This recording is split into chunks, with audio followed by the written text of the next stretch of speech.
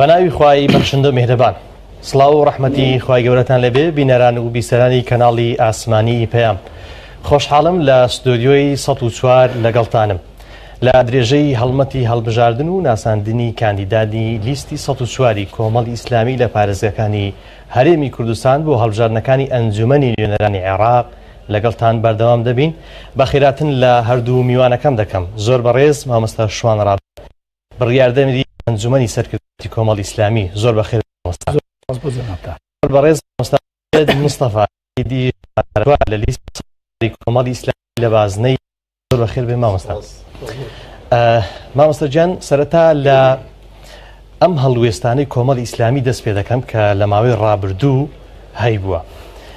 بە تایبەت دەمەوێت بپرسم هەڵوێستەکان بۆ و بۆچی خەڵک پێی وایە کە هەڵوێستەکانتان لە بەرژەوەندی کۆی هاوڵاتیانی هەرێمی کوردستان بووە. بەڵێ. بسم الله الرحمن الرحیم. سەرەتا زۆر سپاس بۆ بەرنامەکەتان. بە حەقەت بەرنامەیەکی گرنگە، بە تایبەتیش کاتێک کە بەرنامەیەک لەگەڵ سیاسیەکان لە ئاستی سەرکردایەتی دەکرێت یاخود لەگەڵ کاندیدەکان بۆ ئەوەی خەڵک لە هەڵمەتەکانی هەڵبژاردن و بانگێشەی هەڵبژاردن زیاتر شارەزای پەیام و بەرنامەی ینی لایەنە سیاسیەکان بی. دیارە سەبارەت بە پرسیاری جەنابەت مامۆستا محەممەد سەبارەت بە هەڵوێستەکانی کۆمەڵی ئیسلامی لە ڕابردوو چین یا چۆن بوون، یەک هەنگاو بە خێرا دەگەڕێمەوە دواوە بە حکمیەوەی کە کۆمەڵی ئیسلامی حزبێکی یا لایەنێکی عریقە خاوەن تەریخە دێرینە، تەنانەت خاوەنی خەباتی شۆڕش و شاخیش بووە. لەو کاتەیدا کە خەڵکی هەرێمی کوردستان پێویستی بەوە بووە کە میلەتی کورد لە ژێر ستەمی بێدادی و داگیرکاری حکوومەتی بەغدا واتە حزبی بەعس ڕزگاری بکرێ، پێویستی بە پێشمەرگەیەک بۆ بەچەکێک بۆ بە تەقاندنی گولەیەک بۆ بە سەنگەرگریەک بووە. کۆمەڵی ئیسلامی ئەوسا بە ناوی بزوتنەوەی ئیسلامی کە ئێستا خەڵکێکی زۆربەی لە نێو کۆمەڵی ئیسلامین خاوەنی ئەو خەباتە ئەو تاریخە و سەروەریە ئەو شەڕەفە ئەو مووقیفەیە. بۆیە بردمەوە ئەوێ لەبەرەوەی ئەوەش مووقیفە و لە هەمان کاتیشدا خەڵکێک هەیە ئەوەی کە کۆمەڵ نەناسی یاخود جیلی نوێ زۆر جار گوێبیستی ئەوە دەبین وا دەزانن کە کۆمەڵی ئیسلامی یعنی چی کردووە یاخود حازرخۆری بەرسێبەرە و تازە هاتوۆتە سەرکار. نا، کۆمەڵی ئیسلامی خاوەنی خەباتی شاخە کە بەڕاستی تەدعیە و قوربانی زۆری بە خوێن و بە گیانی خۆی داوە. ئەوەی تر هەڵوێستی هەنووکەیی لەو ساڵانی ڕابردوو کە هەڵوێستێکی مشەڕیفە، جێگای تەقدیرە زۆر جار لە نێوەندەکانی کۆمەڵایەتی تەنانەت لە نێوەندەکانی ڕاگەیاندنیش هەندێک لێدواندەر و تەنانەت خەڵکی سیاسیش باس لە مووقیفی کۆمەڵی ئیسلامی دەکەم. ئەویش تەوەرێکە جانیبێکە کە جانیبی سیاسیە. لە جانیبی سیاسی کۆمەڵی ئیسلامی هەڵوێستی ئاشتی خوازانە بووە، وڵات پارێز بووە، خزمەت گوزار بووە. بۆ نمونە کاتێک کە بەشداری پرۆسە سیاسیەکانی وەکو هەڵبژاردننی کردووە، لە هەڵبژارنەکان سەرکەوتنی بەدەستێناوە چۆتە ناوەندی بڕیار لە حکوومەت لە پەرلەمان، تەنانەت لە پارێزگاکانیش. بەڕاستی لەوانەیە هێندە پێویست نەکا من مووقیفەکان باس بکەم لەبەرەوەی خەڵک زۆر جار باز دەکا و نوێنەرانمان لە حکوومەت و لە پارێزگا و لە پەرلەمان چ لە بەغدا چ لە هەرێمی کوردستان سەربەرزن، نمونەی باشن، مووقیفی باشیان هەبووە و نمونەیەکی باشیان پیشانداوە لە بەرگریکردن لە خەڵک، لە خزمەتکردنی خەڵک. ئەوە بۆتە نمونەیەکی باش بۆ کۆمەڵی ئیسلامی ئێستا باسەکەن. بەڵام لەسەر حسابی چ مامۆستا محەممەد؟ بە تەئکید لەسەر حسابی خۆمان. دەنا هەموو کەس دەزانی کاتێک کە باسی گەندەڵی دەکرێت لە کوردستان، گەندەڵی یعنی بەشێکی ینی پارە خواردن، بەشێک بەهرەمەند بوون. کۆمەڵی ئیسلامی حسابی خۆتان ئەوە بووە کە ینی دەتواندرا هەڵوێستی دیکە وەربگرن کە خۆتان تێیدا سودمەت من زیاتر بەدەر لەو هەڵوێستانەی کە ویستوتانە بۆ کۆی هاوڵاتیانی هەرێمی کوردستان. بێگومان مامۆستا محەممەدی بەڕێز بە بینەران و بیستەران بیزانن کۆمەڵی ئیسلامی ئەو هەڵوێستەی کە هەیەی بەڕاستی لەسەر حسابی خۆیەتی بەو مانایی زەریبەی لە پێناو داوە. بەڵام بە پێی مەبادی دینیمان تێگەیشتنمان لە دین بە شتێکی دینی دەزانین بە شتێکی باش و پیرۆز و ڕەوای دەزانین ئێمە حیزبێکین مادام لە نێو خەڵک دروستبووین بۆ خەڵک دروستبووین لە پێناو خەڵک دروستبووین دەبێت خزمەت بە خەڵکی هەرێمی کوردستانیش بکەین نەک حیزبێکی موشەخۆر و بەرژەوەندی چی بین یا خەڵکی هەرێمی کوردستان بەشێکی دەزانێ ئەوەی نەشی زانی با بزانێ کۆمەڵی ئیسلامی لە پای ئەم هەڵوێستانە لە پێناو ئەو هەڵوێستانە کە بەرگری لە خەڵکی چەساوە بکە بۆ ئەوەی مافیان بەدەستبێ کۆمەڵێک زەریبەی داوە بۆ نمونە پێشتر لە حکوومەتی هەرێمی کوردستان میزانی هەبووە بودجەی هەبووە ئەم بودجەیە چەند ساڵە براوە بۆ براوە خۆگەر ئێمە هاو هەڵوێزبین لەگەڵ خراپەکاریەکانی گەندەڵیەکانی دەسەڵات ئەم یعنی موچێ نەدەبردرا تا ئێستاش خەڵکێکی زۆری ئێمە خانەنشین ناکرێت خەڵکەیە مەسەلەن بەهرەمەند نابی لە ئیمتیازات خەڵکەیە ئەسلەن فەسڵ دەکرێت خەڵکەیە تەعین ناکرێت بەڵام تەماشای کادیر و ئەندامانی دوو حیزبی لایەنە دەسەڵاتدار دەکەی وەک دەڵێ لە زۆر شت بەهرەمەند بووینە یعنی ئیدی تا دەگاتە ئەوەی یعنی زۆر جار فشار لە ئێمە دەکرێت ناحەقیمان بەرامبەر دەکرێت مەحروم و بەش دەکرێن تا دەگاتە ئەوەی یعنی کاتێک کە کۆمەڵ دەنجی باش دینی دێن لە پێش بارەگاکەی لە پێش مەڵبەندەکەی پۆلیس و چەکدار کە سەر بە وەزارەتی ناوخۆیە شەهید دەکرێت ئایا من لە خەڵکی هەرێمی کوردستان دەپرسم ئایا ئەوە ینی تعدا و دەستدرێژی و ستەمێکی سۆر بە سۆرنی لە کۆمەڵی ئیسلامی دەکەن ئایا ئەوە لە پێناو چ بێگومان لە پێناو هەڵوێستەکانی تی هەڵوێستەکان لە پێناو چ لە پێناوەی بەرگری لە خەڵک دەکەین ئەگەر نا کۆمەڵی ئیسلامیش ئۆکەیەک و حمەیەک بۆ دەسەڵات کا و لە خزمەت سیاسەتی دەسەڵات دابی بەڕاستی زۆر زۆر بەهرەمەند دەبی بەس ئەمە قەت بە شەرعی نازانین و بەڕەوا نازانین زەریبەی زیاتریش بدەین لەسەر هەڵوێستە جوامێر و شامێر و باشەکانمان بەردەوام دەبێت باش مامۆستا ئومێد مستەفا کە کاندیدی ژمارە چواری لە لیستی 104 کۆمەڵی ئیسلامی لە بازنەی هەولێر بێگومان کە حیزبێک بەشداری هەڵبژاردنەکە کارنامەی هەیە ئەم کارنامەی کۆمەڵی ئیسلامی لە چ خاڵێکدا یاخود دەتوانین بڵین بە گشتی بۆچی بەم شێوازە نووسراوە دەتانەوێت چی بۆ هاوڵاتیان بکە بە ناوی خوای گەورە و میهرەبان زۆر سپاس بۆ جەنابتان بۆ ڕەخساندنیان دەرفەتە وەکو جەنابتان فەرمووتان کە هەموو لایەن و ئەو لیستانەی کە بەشدارن لەو لە پرۆسەی هەڵبژاردن هەر یەکە و بەرنامەی خۆی هەیە و ئەو بەرنامەی کە دەیەوێت بۆ ماوەی 4 ساڵی داهاتوو ئەنجامی بدات و جێبەجێ بکات ئێمەش وەکو کۆمەڵی ئیسلامی بەرنامەیەکمان هەیە و ئەو بەرنامەی ئێمە ئەوەی کە ئیطلاعی هەبی لەسەر بەرنامەکەی خۆمان هەمان ئەو بەرنامەی کە لە 4 ساڵی ڕابردوو کۆمەڵی ئیسلامی داخۆچی لەسەر کردووە هەمان ئەو قەناعەت و مەبدەئی کە قەناعەتی پێیەتی کۆمەڵی ئیسلامی تایبەتمەندی ئەو بەرنامەی کۆمەڵی ئیسلامی هەستەکەی بەرنامەیەکە لەگەڵ واقعی بارودۆخی هەرێم هاوتەری بە بەرنامەکە بەرنامەیەکی واقعیە بەرنامەیەک نییە بڵێ میسالیانە نووسرابێتەوە کە قابلی جێبەجێکردن نەبێت ئەو بەرنامەیە لەگەڵ سیاست و قەناعەتی خۆمان وەکو کۆمەڵی ئیسلامی پیدا بووە بۆیە هەمان ئەوەی خۆمان قەناعەتی خۆمانە کە بتوانین لە ماوەی 4 ساڵی داهاتوو باشە بەرنامە جێبەجێ بکەین باس لەوە کرد کە هەمان ئەو بەرنامەی کە پێشووتر بۆ نمونە نوێنەرانی کۆمەڵی ئیسلامی لە ئەنجومەنی نوێنەرانی عێراق یاخود لە پەرلەمانی کوردستان یان لە ئەنجومەنی پارێزگاکان داکۆچیان لێ کردووە کەواتە دەتەوێت بڵێ کە هێشتا ئەم کاری کۆمەڵ کە دەستی داوەتێ کە پێکەوە ستەم و گەندەڵی بنەبڕ دەکەین بەردەوامە و ماویەتی و دەیەوێ بە شێوازێتیشی کە گوڕوتین بداتە بەرنامەی خۆی و لە پێناو بەرژەوەندی هاوڵاتیان زیاتر بشتێتەوە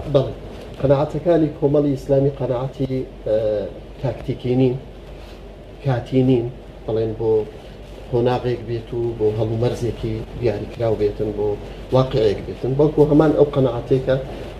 قەنە استراتیژین و هەمان ئەو قەناعەتێتی کە دەیەوێت بۆ داهاتووش کاری لەسەر بکاتن چونکە کۆمەڵی ئیسلامی هەروەکو لە پێناسەکەی داهاتووە کار دەکات بۆ دین و ژینی خەڵک باش دەگەڕێمە وڵات مامۆستا مامۆستا شوان دەمەوێت بپرسم کە بێگومان لە ماوەی ڕابردوودا کە کۆمەڵ ئەم هەڵوێستانی وەرگرتووە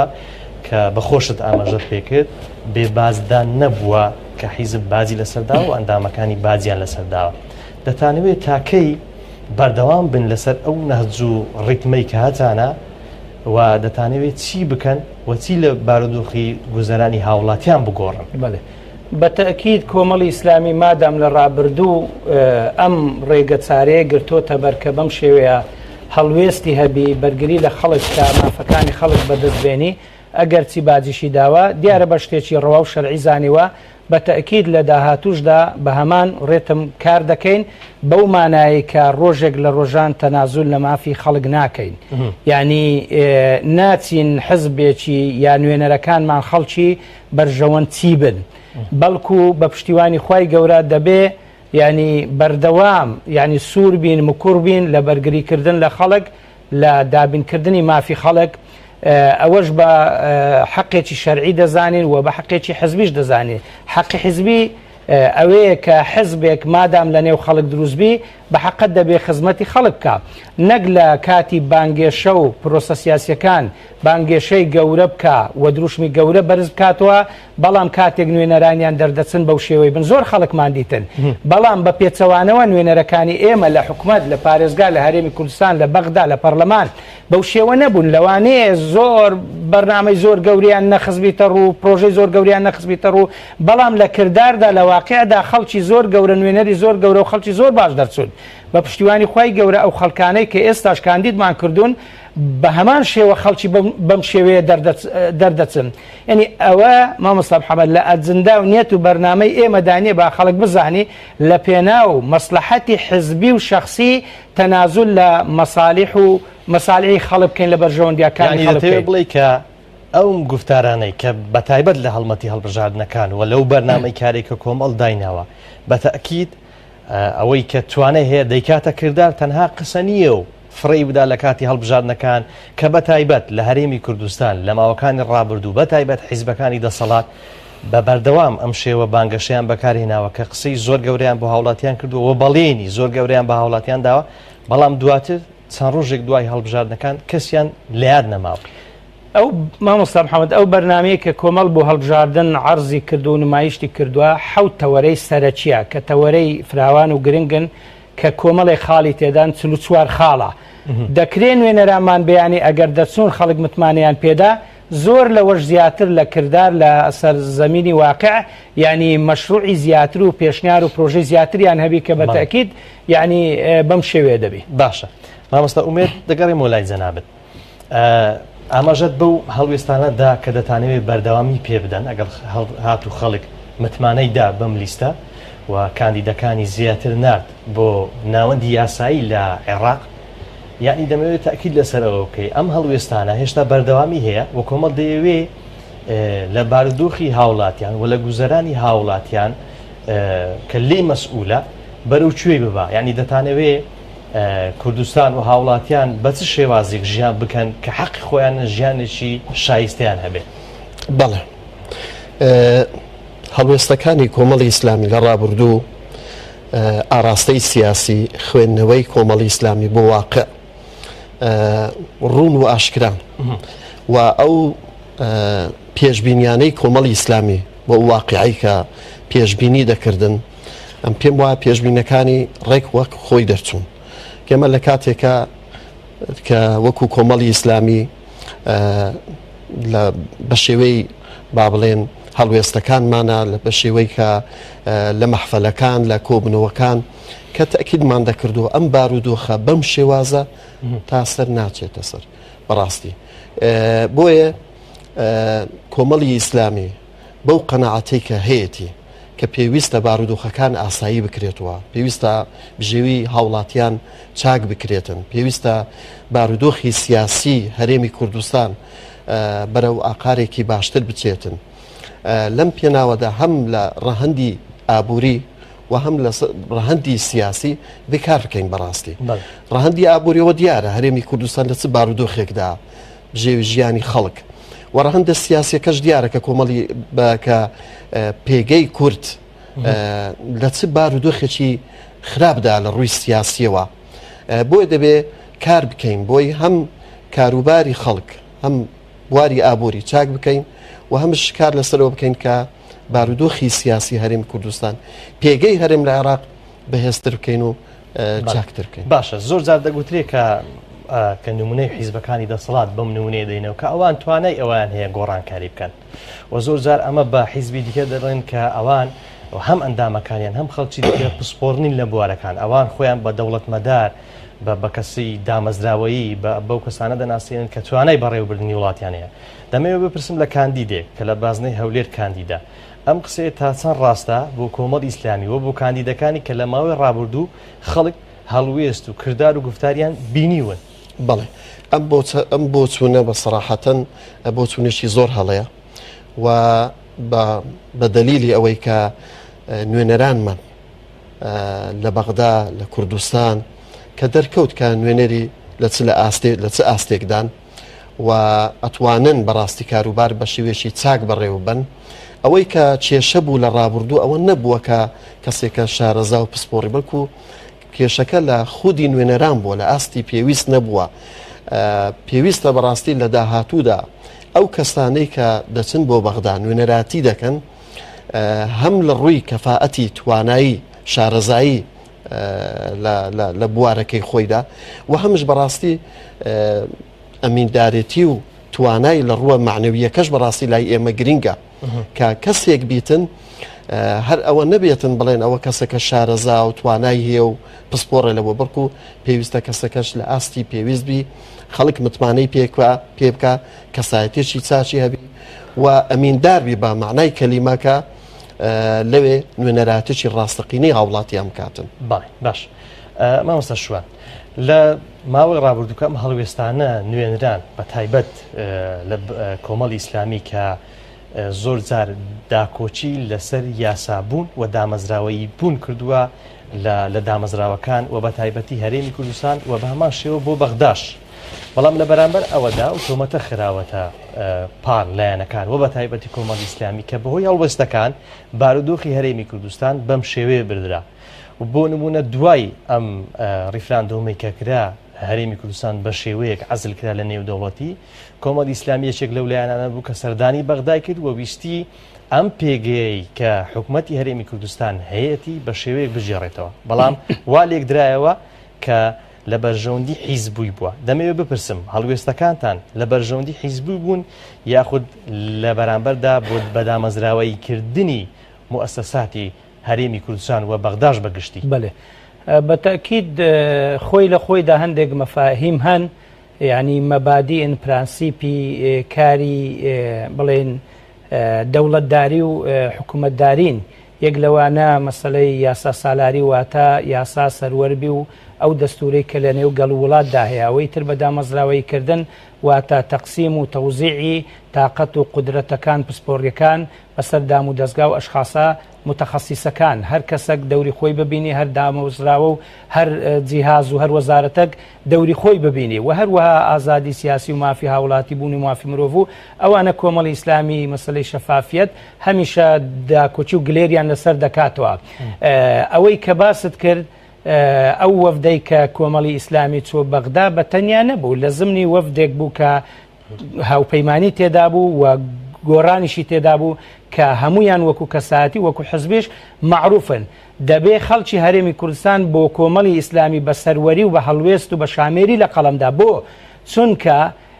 ئەم سەردانە ئەم بارودۆخەنە هەموارە لە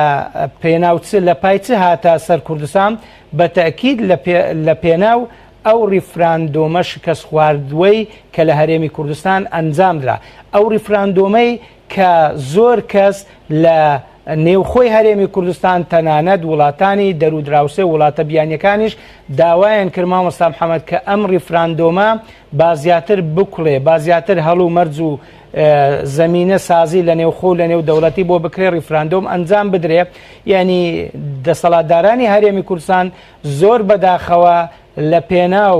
هەندێک مەرامی خۆیان گویان لە هیچ حزبێک نەگر ئەسڵەن ئەو حزبانەی کە ڕەخنەیان هەبوو تێبینیان هەبوو دەتوانین بڵێن بە جۆرێک لە نادڵسۆزیان لە قەڵەمدا بەڵام دواتر دەرکەوت ئێمە وەکو کۆمەڵی ئیسلامی لە کۆتا لووتکە و خاڵ کە زانیمان ئەم ریفراندۆمە هەر ئەنجام دەدرێ بەشداریشمان تێیدا کرد بۆ بەڕسمی بەیانمە و بەلاغ و مانیڤێستمان ڕاگەیان کە بەشداری تێدا دەکەین بۆ بە جۆرێکی تر لەسەر کورد نەکەوێتەوە ئێمە داوای سربەخۆبوون و دەوڵەتی خۆبوونی خۆمان بکەین بەڵام لە سەدا 30 و لە سەدا 40 بێنی بە هەر حاڵ بەشداریمان کرد بەڵام تا توانیمان تێبینی خۆمان خستە ڕوو دوای ئەوەی کە یەکێک لەو کارانە کە حیزبی سیاسی هەیەی بۆ نمونە خوێندنەوەی واقعە ئەم خوێندنەوە دروستەی کە کۆمەڵی ئیسلامی بۆ واقعی ئێستا بۆ ئەم کات هەیبووە بۆ ساڵانی پێش و هەیبووە دەتانەوێت چۆن خوێندنەوەکە بۆ واقعی هەرێمی کوردستان و بۆ نوێنەرانی کورد لە بەغدا بیکەن بەڵێ جا دوای ئەوەی کە ئەم ریفراندۆمە شکستی خوارد بووە مایەی ئەوەی کە خیناقیان لە هەرێمی کوردستان تون کرد لە ڕووی سیاسی و عسکەری و ئابووریەوە 150 خاچی هەرێمی کوردستان لەدەستدرا پێش ریفراندۆمیش هەندێک لە دەسەڵاتدارانی هەرێمی کوردستان دەیانگۆ کاکە ئێمە ئەم ریفراندۆمە بۆ سربەخۆیی و جیابوونەوە ناکەین بەیانیش بەیداخ و ئاڵای عراقمان لە پشت دەبینەوە بەڵام زۆر بەداخەوە خەڵکێک ینی تێنەگەیشت هەر یعنی بە شتێکی باشیان لە قەڵەمدا بە هەر حاڵ نەتیجە کە ریفراندۆمەکە کرا نیوەی خاچی هەرێمی کوردستان لەدەستدرا دیسان دەسەڵاتدارانی هەرێمی کوردستان هاواریان کرد لە دوای هەموو کون و کەلەبەر و دەرگا و دەواازەکان دەگەڕان لە نێوخۆ لە دەرەوە بەس ڕۆشناییەک پەیدا بێ بەس وڵاتێک تەلەفۆنێکمان بۆ بکە بەس بارمان ڕازبیتۆ کۆمەڵی ئیسلامی یەکێک بوو لەو حزبە خەمخۆرانەی کە قوربانی بەخۆیدا چووە بەغدا لەگەڵ بڵێن بەڕێز حەیدەر عەبادی لەگەڵ حکومەتی بەغدا دانیشتن بۆ ئەوەی کۆمەڵێک دەستکەوت تیتر لە دەست نەدرێن بۆ ئەوەی هێرش و فشار لەسەر هەرێمی کوردستان بۆستی بۆ ئەوەی کۆمەڵێک مافەکان گەڕن و فعلەن دوای ئەوەش یعنی گفتوگۆکان و دانوستان دەست پێکرا لایەن حکوومەتیش ئەوەی جەنابیش مەسەلەی نوێنەران چۆن دەڕوانی نوێنەران ئەگەر دووبارەی بکێ زۆر بە سەریعی بەدەفەتی مامۆستا ئومێد بدەم دەگەڕێمەوە پرسیار لە جەناب دەکەم هەر کاتێک مامۆستا ئومێد کاندیدێک کە خۆی هەڵبژاردووە لەلایەن حیزبەکەیەوە تەکلیفی ئەوە کراوە کە کاندید بێ بێگومان هەندێک ئەگەر دروست بێ بەڵێن بە خەڵکی دەدا دەمەوێت لە زاری جەنابتان لە زیمنی ئەو بەرنامەی کە کۆمەڵی ئیسلامی هەیەی تۆ بەڵێنی چی یاخود چ شتێک زۆر پێت وایە لە چ سێکتەرێک کاریگەری هەیە و کاری لەسەر دەکەی ئەگەر متمانی خەڵک بەدەستبێنی بەڵێ دیارە من بە حکمی ئەوەی کە پسپۆڕیم لە مافی مرۆڤ هەیە هەروەکو لە کارنامەکەشم باسم کردووە ئێمە ئەگەر خوا قسمەتی کرد گەیشتین و بووین بە پەرلەمانتار بەڵێنی ئەوە بە خەڵکە دەین کە چی لە بەرژەوەندی کووردا بێتن چی لە بەرژەوەندی تاکی کووردا بێ لە ئاوا بەو شێوە دەبین کە هەروەکو پێشوو ئێمە ئیشمان لەسەر کردووە چونکە ئێمە بەڕاستی کە لەگەڵ با بڵێن وەکو کۆمەڵی ئیسلامی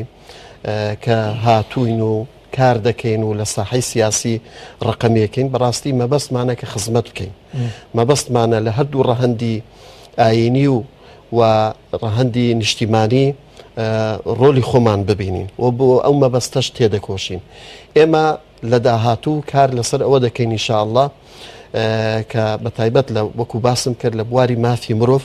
چونکە بە قەناعەتی بەندا مافی مرۆڤ ئەمڕۆکە لە عێراقدا لە ڕەوشێکی زۆر خراپدایە مرۆڤ بەهای نەماوە هاوڵاتیان حسابی بۆ ناکرێ مافەکانی هاوڵاتی ئەوەی کە لە دەستور هاتووە مافە مەدەنیەکان مافە سیاسیەکان بەڕاستی پێشێل دەکرێت پێشێلکاریەکی زۆر هەیە بۆی من پێم وایە ئەم مەلەفە ئەم کەیسە بەنسبەت وەکو خۆم شخصی مەلەفێکی گرینگە و لە داهاتوش بە تەکید بەرنامەمان هەیە کە چۆن لەو ڕوا ئێمە بتوانین کار بکەین هەنگاوەکانمان دیاری کردووە کە ئەگەر لە لیژنەی مافی مرۆڤ یان لەوێ لە هەر لیژنەیەک بین بتوانین بە دوواداسوون بۆ ئەو کەیسە بکەین و مافی هاوڵاتیان دەستەبەر بکەین و باشترین کۆنتاک و پەیوەندیمان هەبی لەگەڵ خەڵک لەگەڵ جەماوەر بۆی کە هەر داواکاریەک یاخود هەر پێشەلکاریەک هەبێتن ئێمە داواکاری و مەطاڵبی خەڵک بگەینە شوێنی مەبەستکە پەرلەمانە. بێگومان لەو ماوەی کە هەڵمەتی هەڵبژاردنە بەڕێزت ڕەنگە زۆرت خەڵک بینیوە وە گفتوگۆت لەگەڵ کردوون. دەمەوێت بزانم لەسەر هەم بەڕێستان کە کاندیدێکن وە لە لیستی کۆمەڵی ئیسلامی کە لیستی هەڵوێستە چۆن خەڵک پێشوازی لەم لیستە دەکا بە بەرچاو لەگەڵ پێشوودا کە بۆ ماوەی 4 ساڵی ڕابردوو و لە ماوەکانی ڕابردوو بە هەڵوێستەکانی و بەڕاستیەکانی ناسراوە. وڵای ئێمە وەکو کاندیدانی کۆمەڵی ئیسلامی زۆر بەبەختین بە بەراورد لەگەڵ کاندیدەکانی لیستەکانی تر. بۆچی؟ بە حکمەوەی کە ئێمە هەموو شوی خەڵک دەکەین، سەردانی خەڵک دەکەین، کاتێکە خۆمان دەناسیێنین وەکو کاندیدی کۆمەڵی ئیسلامی بە سەڕەحەت پێشوازیگەرمان لێ دەکرێت. تا ئێستا کە ئێمە ئەو هەموو سەردانەمان کردووە خەڵکمان بەسەر کردووە من بوو خۆم ڕەخنێکی وام ئاراستە نەکراوە با بڵێن جێگای ئەوە بێتن بۆ ئێمە شانازی دەکەین کە کاندیدی کۆمەڵی ئیسلامی لەوەی سەرچاوی گرتووە خۆ خەڵک هۆشیار بووە خەڵک هەمووشتی بینیوە هەڵوێستەکانی مەیزانیوە و ئێمەش ئەمڕۆکە کە هاتوینە پێش بە وەفا بووین لەگەڵ خەڵک و تا ئاخر لەحزەی لە خزمەت خەڵک بووین لەبەرەی خەڵک بووین ئێستاش کە هاتووین دیارە تۆپەکە لە ساحەی خەڵکە کە کاتێککە تەکلیفیان لێ ئەەکەین ئێمە وەکو نوێنەر وەکو کاندید ئەمانەوەی خزمەتتان بکەین کاتێککە ئەو قسە ئەەکەین پشتمان قەیمە بۆی کە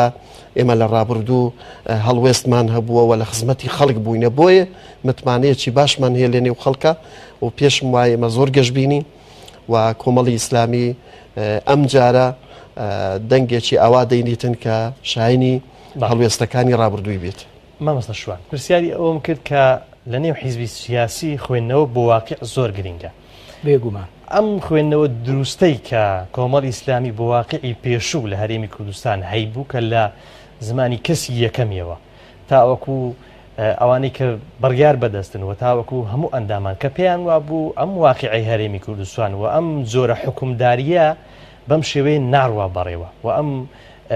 شێوازە حکومە شێوازێکی هەڵەیە ئەمە لە چی سەرچاوی گرتووە کە خوێندنەوەشی دروست بۆ واقع بکەن و لە داهاتوودا دەمەوێت بزانم چۆن خوێندنەوە دەکەن بۆ واقعی عێراق بەگشتی کە بە جۆرێک هەرێمی کوردستان چوارچێوەی یاساییەکەی ئەگەر دروست بێ بڵین لە خەتەردایە. بەێ خۆی مامۆستا محەممەد مەبدەئەکەیە زۆر گرنگە ئەویش ڕاستگۆیی و سەرڕاستیە لەگەر خەڵک لە سیاستکردندا زۆر بەداخەوە لە خۆرهەڵاتی ناوین تا دەگاتە کوردستانیش ئەمڕۆ کاری سیاسی حزبی و هەروەها حکومڕانی ناشرین کراوە سیاست ناشرین کراوە سیاست خۆی لە خۆیدا کاڵایەکە مباحە چۆن بەکاری بێنی بە خراپ باسی دەکرێت بە چاک بەکاری بێنی بە چاک باسی دەکرێت سیاسیەکان ینی مطبق و ممەثیل و نمایندەکان ئەشخاصەکان واتە سیاسەتوانەکان سیاستیان ناشرین کردووە بۆ نمونە ئێستا سیاست لە مخەیلە و زەهنی زۆر کەس کە دەڵێ فلان کەس سیاسیە پێی وایە بە درۆ دەلەسە و کلاوات کاروباری خۆی بەڕێوە دەبا سیاست واتە درۆ دەلەسە بەڵام لە ئەسڵدا وان نییە لە ئەسڵدا سیاست چ لە منظوری مفەکرینی مثلەن بڵێن قەدیم یا هاوچەرق ئیسلامی بن یا غەیرە ئیسلامی بن سیاست بە کۆمەڵێک معانی پێناسە دەکەن کە شتێکی باشە زیاتر یعنی کۆپێناسەکەی بریتە لەوەی کە سەرکاری خەڵک بکەی و ئیدارەی دەوڵەت بکەی و بە شێوازی باش و گونجاو جامە بەستم وەیە یعنی ئێستا کۆمەڵی ئیسلامی بۆ سیاسەتێکی ڕاست و دروست و سەرڕاست دەکا خۆ هەندێک لە حەزبەکانی تری ناسیۆنالیست و سیکولاریستیش دەزانن خوێندنەوەیان باشە دەزانن ئەوە ڕاستە ناڕاستە چاکە خراپە ئەویان بەسەدا دەشتێتۆ یان نا بەڵام لە ئەنجامی ئەوەی ڕێزم بۆ خەڵکێکیان بەڵام زۆربیان کە وەکو پێویست لەگەڵ خەڵکدا ڕاست ناکەن بەرژەوەندی حزب و ئەشخاص بەسەر بەرژەوەندی خەڵکدا هەڵدەبژێرن خەڵک چەواشە و دیماگۆش دەکەن بۆ نمونە پرۆسەیەکی وەکو ریفراندۆم دێتە گۆڕێ هەزار سیاسەتمەدار و نووسەر و خوێندەوار دەڵێ ئەمە غەڵەتە زەمینە سازی بۆ نەکراوە خراپ بەسەرماندا دەشتێتەوە دەڵێن ناکاکە دنیا تەختە و ڕێگا واڵایە و هیچمان لە بەردەمدا نییە ینی فعلەنی شوا بوو ینی نەتیجەکەی خراپ بەسەرمان داشکاوە ڕای چێ دەرچوو ڕای ئەو خەڵکانەی دەیانگۆ خراپە یعنی خۆی ئێمە زانیومانە لە نێو حزبە دەسەڵاتدارەکانیش خەڵکێکە بووە گوتوێت وەڵعی کاکە ئێستا ئەم ریفراندۆمی بکەین فەرمونە ئەمریکا بە ئاشکرانە بەریتانیا فەڕەنسا کەس پێ رازین بە تایبەتی وڵاتانی دراوسێ کەواتە دەکەوینە خەتەر بەڵام یعنی خەڵکێک کە مهەیمینە متەسەڵیتە بەسەر قەزیەکەی دازاڵە یعنی لە پێناو هەندێک مەرام و مەبەست و ئاداب پرۆسەکەیان بەسەر گەیان فەرمو ئێستا خوایانە وەکو جارانی لێبێتەوە یعنی کەواشی لێ نایەتەوە ئەمە بۆ سەربەخۆ ئیمان کرد پێشتر سەربەخۆ بووین بۆ حکومەت و دەوڵەتداریمان کرد پێشتر دەوڵەت بوون حکومەتێکی سەربەخۆ بووین بەڕاستی ینی وەکو حکومەتی سەربەخۆ مامەڵەمان لەگەڵدا دەکرا بەڵام دوای ریفراندۆم مەمنونین وەڵاکە کە ئەوە مۆزەفێک لە وەزارەتی خارجی ئەمریکا پەیوەندی بە حکومەتی هەرێمی کوردستانەوە کردووە یعنی حکومەتی هەرێمی کوردستان بەو سیاسەتە ناڕاست و دروست و خراپەی کە بەڕێوەیان بر کە 27 ساڵە حکومڕانی هەرێمی کوردستان دەکەن قۆرغیان کرد مۆنۆپۆلیان کرد داگیریان کرد ستەمیان لە خەڵک کرد ڕێگەیان بە خەڵک نەدا یعنی 50 ساڵیان مامۆستا محەممەد بردۆ دواوە یعنی بەڵام بەداخەوە تاچی هەرێمی کوردستان ملت ئەمڕۆکە دەبێ بێتە مەیدانێ دەنجی خۆی ڕای خۆی ممارەسە بکە کە ئەم تۆڵەیەی ئەوە ئەم سزایی کە ساڵەهای ساڵە دەسەڵاتی هەرێمی کوردستان سزای خەڵک دەدا ئەمڕۆ بابەدەن خەڵک بتوانانی گۆڕانکاری و چاکسازی لە هەرێمی کوردستان ئەنجام بدەوە کە خەڵک دەڵێن حیزبەکان هیچ جیاوازیان نییە و گۆڕانکاریش بۆ حیزبانە ناکرێت کە بەردەوام بوون لە بەرەی خەڵک دواتر وەڵامی ئەوە بدەوە ئەم معادلێت تا سەر ڕاستە ئایا ئێستا هاوڵاتیان دەتوانن گۆڕانکاری بکەن و بە دەنگەکانیان بە کردداری و بە دروستی توانای گۆڕانکاری هەیە لە هەرێمی کوردستان و لە عێراق بەگشتی مامۆستا ئومێر ئێستا لە کەش و هەوای هەڵبژاردن بێگومان هەموو لایەنەکان کە کاندیدیان هەیە کۆمەڵێک بەرنامە هاتوتە ئاراوە و کۆمەڵی کەس کە قسە دەکا ئێستا کاتی ئەوەیە کە قسە بکرێ هاوڵاتیە کە گوێ لە کاندیدەکان ڕادەگرێت چۆن بزانێ کاندیدێک قسەکانی ڕاستن و بەدەلیلی چی پاڵپشت بێ کاندیدێکە قسە دەکا مەبەستم بۆ نمونە ئێستا جەنابەت کە ئەگەر بێت و دروست بێکە بەڵێن بە خەڵکی دەدەیت چۆن بزانن کە مامۆستا ئومێد و کاندیدانی کۆمەڵی ئیسلامی و کۆمەڵی ئیسلامی لەگەڵ خەڵک سەرڕاستە پرسیارێکی زۆر گرینگە من بۆ خۆم پەیامی خۆم دەڵێم بەڵێنێک نادەم کە پێم جێبەجێ نەکرێ بەڵکو بە وەفا دەبم بۆ ئەو بەڵێنەی کە دەیدەم کاتێکی ئێمە ئەگەر بەڵێنێک دەدەین کارنامەی خۆمان دەخینە ڕوو قسە لەگەڵ هاوڵاتیان دەکەین بە تەکیت ئێمە تەفەهومی ئەوە ئەکەین کە لە ماوەی ڕابردوودا لیست و لایەنەکانی تر دنیایەک بەڵێنیان بە خەڵکدا و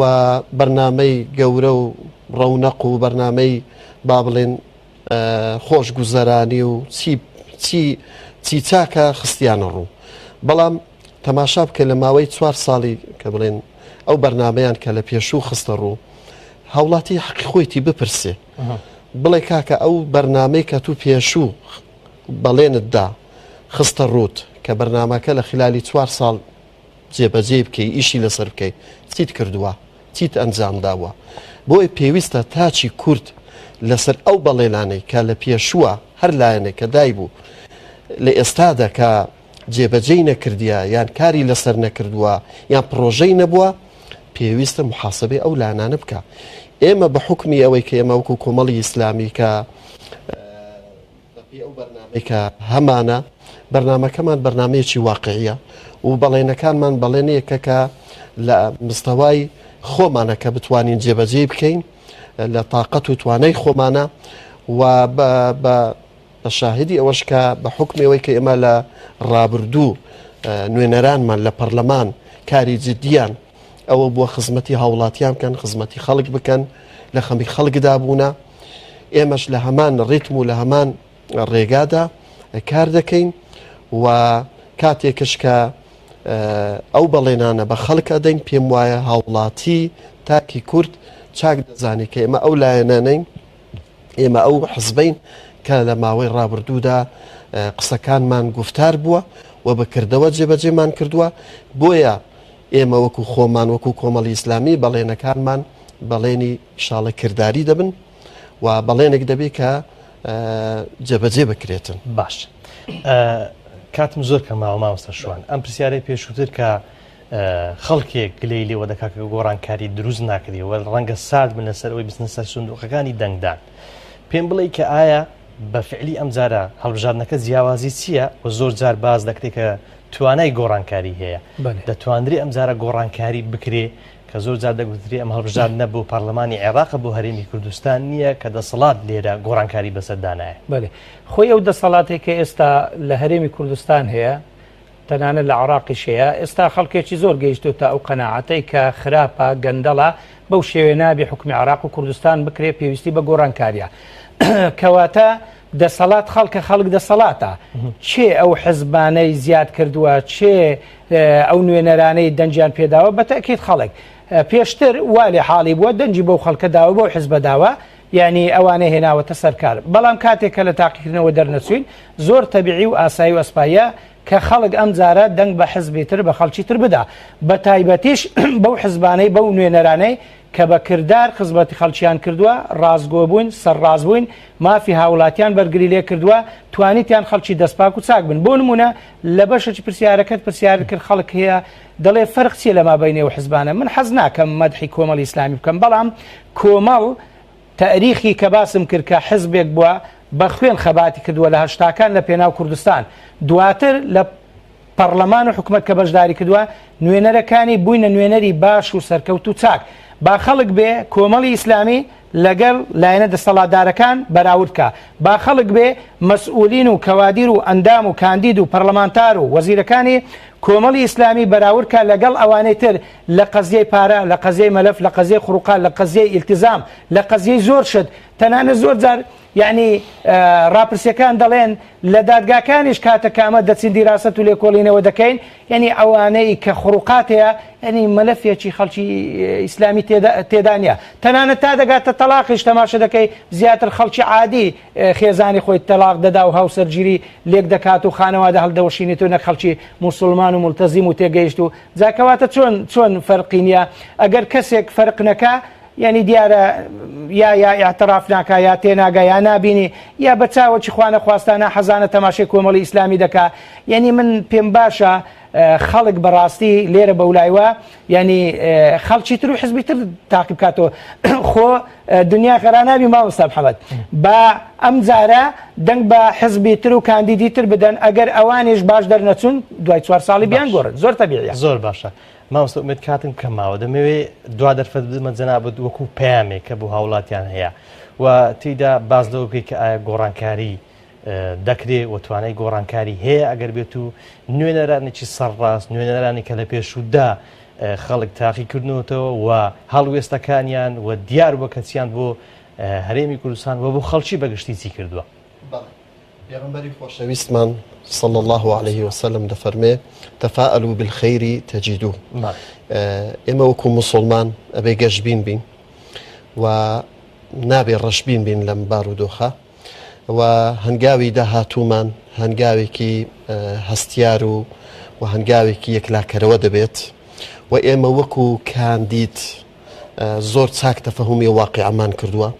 و دەرزانین هۆکاری ئەو وەزعەکە هاتووتە پێش هۆکارەکەی چ بووە تەشخیصێکی باشمان کردووە و عیلاج و چارەسەری ئەم بارودۆخە چۆن دەکرێت بۆ ئێمە بە ورێکی بەرزەوە بە متمانە بەخۆبوونەوە بەو سیرەتی کە هەمانە بەو مەواقیفانی کە هەمانە ئومێدمان وایە بە ئومێدەوەش کار دەکەین کە لە داهاتوودا ئەم بارودۆخە چاک بکەین و ئێمە ئیشاڵە تیمێک دەبین لەو تیمانەی کە هەوڵی جددیمان ئەوە دەبێتن کە چۆن بارودۆخی ئەم بارودۆخە کە هاتوۆتە پێش هەنگاوەکان بگرینە بەر و چیمان لە توانادا هەبێتن کاری لەسەر بکەین بۆیە پەیامی من بۆ هاوڵاتی ئەوەیە کە متمانەمان پێ بکەن متمانەمان پێ بکەن و دڵنیاییان دەدەین کە ئێمە لە جێگای متمانی ئەوان دەبین کە ئێمە کارێکی زۆر جددی دەکەین چونکە ئێمەی ئیسلامی بە تایبەت مراقبەی خوامان لەسەرە ئێمە مەسئولیت ئێمە کاری ئێمە بەوە نییە کە بگەین بە مەسئولیت و ببین بە پەرلەمانتار نەخێر ئێمە مەبەستمانەکە لەوێ لەم مەسئولیەتە کار بکەین و خزمەت بکەین دڵسۆزانە و هەستش بە مەسئولیت بکەین لەم ڕوانگەوە بە پرۆژەوە دەینە پێش و بە ئومێدەوە و داوا لە هاوڵاتیان دەکەین کە ئومێدمان پێ بکەن بۆی ببین بە جێگای ئومێدی خەڵک باشە کاتم هیچ نەماوە بەس حەزم لێ تەنها دوو خولەکت دەمێ مامۆستا شوان بەگشتی لەسەر ئێستا کە هەڵمەتی هەڵبژاردنەوە گەشتبینی بەوەی کە ئەم لیستانەی کە سەرڕاست بوون لەگەڵ خەڵک و توانای گۆڕانکاری بەگشتی و بە تایبەت ئەم لیستی کە لیستی کۆمەڵی ئیسلامیە توانای ئێوەیە کە بەردەوام بێ لە بەرگریکردن و بەردەوام بێ لە بنەبڕکردنی گەندەڵی پێم وایە خەڵکێکی زۆر گەیشتوتە و قەنەعەتەی کە لە عێراق و لە هەرێمی کوردستان لە دەسەڵات ستەم و بێدادی زۆر هەیە بەڵگەش ئەوەیە کە خەڵک بێبەش کراوە نان براوە موچە براوە و هەروەها یعنی ڕۆژانە خەڵک دێتە سەر شەقامەکان بۆ ئەوەی داوای مافی خۆی بکە ئەگەر چی زۆر جاریش لێ ناگەرن پێشی بەڕەوا نابینێن بۆیە مادام وایە خەڵک پێی واستەم هەیە بێدادی هەیە گەندەڵی هەیە بە ئەم جارە دەنگ بەو جۆرە حزب و کەسانە نەدا کە بە خراپ ئیدارەی دەوڵەتیان کردووە بەڵکو ئەم جارە دەنگ بەو حزب و کاندیدانە بدا کە جێ ئەمەلی خەڵکن بە واقع بەکردار لە ڕابردوو لەو حیزبانە و لەو نوێنەرانیان بینیوە کە کاری چاک و شایستیان کردیا بۆ ئەوەی بەیەکەوە بەگشت ستەم و گەندەڵی دابچینەوە زۆر بەڕێز مامۆستا شوان ڕابەر بڕیاردەری ئەنجومەنی سەرکردایەتی کۆمەڵی ئیسلامی زۆر بە خێراتن دەکەم زۆر سپاس زۆر بەڕێز مامۆستا ئومێد مستەفا کاندیدی ژمارە 4 لە لیستی 104 کۆمەڵی ئیسلامی لە بازنەی هەولێر سپاس بۆ هاوکارانم سپاس بۆ ئێوەی خۆشەویست تا بەرنامەیەشتر بەخوای گەورەتان دەسپێرم خواتان لەگەڵ